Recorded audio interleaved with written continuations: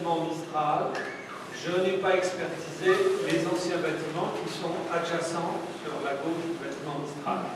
Pour le bâtiment Mistral, il était très clair et c'était très simple.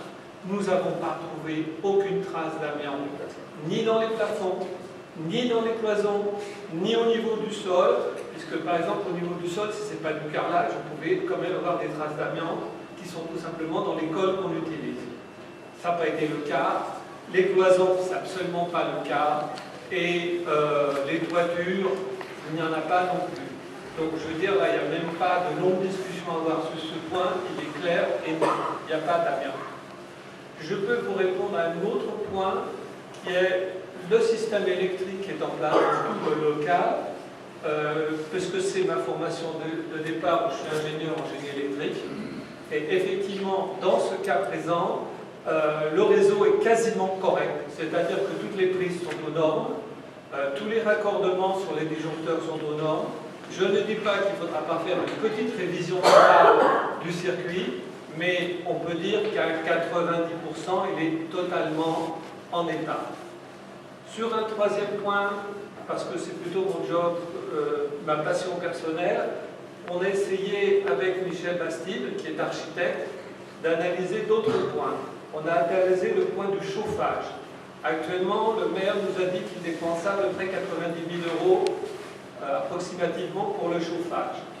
Aujourd'hui, si nous isolons le bâtiment par l'extérieur, ce qui est quand même le plus facile à faire et le moins onéreux, on se rend compte que deux pompes à chaleur de 45 kW chacune, sont en haute température, sont tout à fait capables de ramener une température normale dans le bâtiment.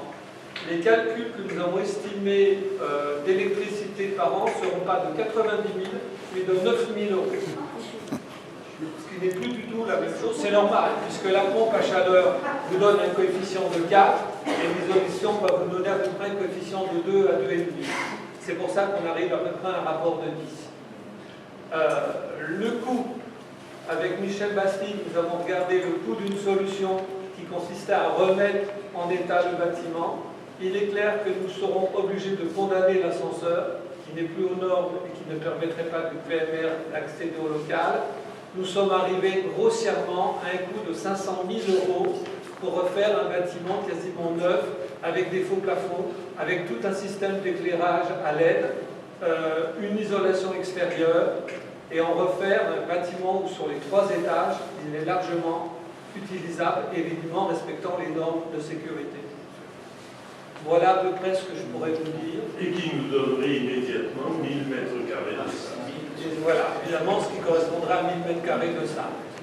Maintenant, nous nous sommes prononcés sur les restants du bâtiment, car du point de vue de Michel, qui est beaucoup plus compétent que moi, parce qu'il est architecte, il a estimé que les bâtiments ont quand même présent des fissures et autres qui ne justifient pas les maintenir en état. Et ça, c'est un autre débat. Voilà ce que je pouvais vous dire en quelques minutes.